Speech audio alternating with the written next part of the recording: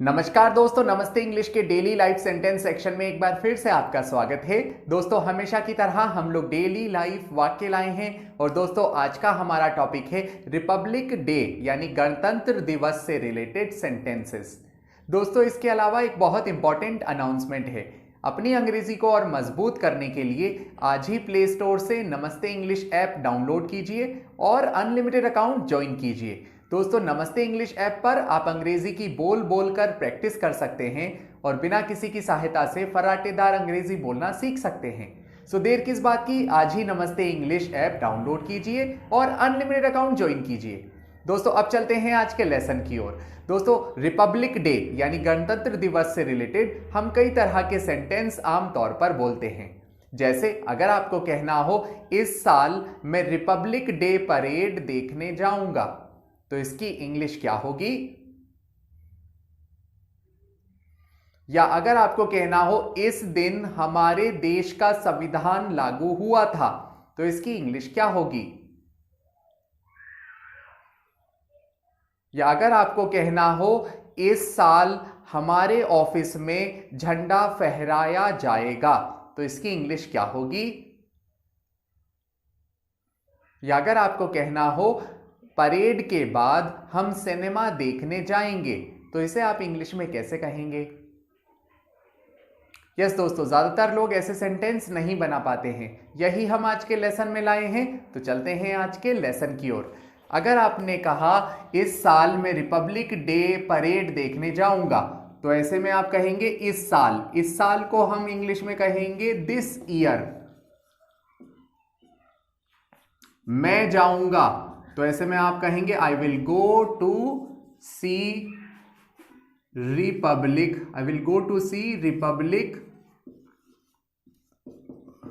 Day parade. मैं republic day parade देखने जाऊंगा, तो आप कहेंगे I will go to see republic day parade. I will यानी मैं जाऊंगा, तो उसकी इंग्लिश होगी आई विल गो। आई यानी मैं, विल गो यानी जाऊंगा। आई विल गो यानी मैं जाऊंगा, टू सी यानी देखने। मैं देखने जाऊंगा, I will go to see republic day parade इस साल, तो इस साल को आप कहेंगे दिस ईयर। ऐसे ही दोस्तों, अगर आपने कहा इस दिन हमारे देश का संविधान लागू हुआ था, तो ऐसे में आप कहेंगे the constitution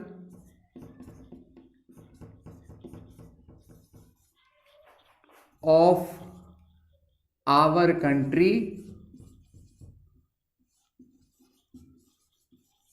came into force on this day। इस दिन, सो दोस्तों इस दिन को हम कहेंगे ऑन दिस डे। हमारे देश का, हमारा देश कहलाता है आवर कंट्री। हमारे देश का संविधान लागू हुआ था। The constitution of our country came into force. Came into force यानी लागू हुआ था on this day. The constitution of our country came into force on this day.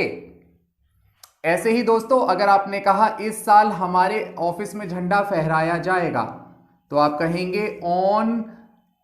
अगर आपने कहा इस साल, तो इस साल को आप कहेंगे this year flag will be hoisted in our office. इस साल हमारे ऑफिस में झंडा फहराया जाएगा, तो इस साल को आप कहेंगे this year flag will be hoisted यानी झंडा फहराया जाएगा। फ्लैग का मीन्स होता है दोस्तों झंडा।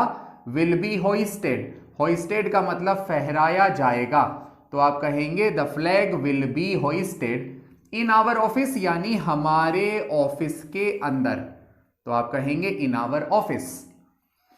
ऐसे ही परेड के बाद, परेड के बाद की इंग्लिश होगी आफ्टर परेड हम लोग सिनेमा देखने जाएंगे। We will go to see या we will go to watch movie. हम लोग सिनेमा देखने जाएंगे तो आप कहेंगे we will go to watch movie. After parade यानी परेड के बाद। हम यानी वी जाएंगे, वी विल गो यानी हम जाएंगे वॉच मूवी, मूवी देखने। सो दोस्तों इस तरह से सेंटेंस बनते हैं। I hope you learned it, I hope you enjoyed the lesson. If you really like this lesson then please like and subscribe Namaste English. I will see you in next session. Till then, take care.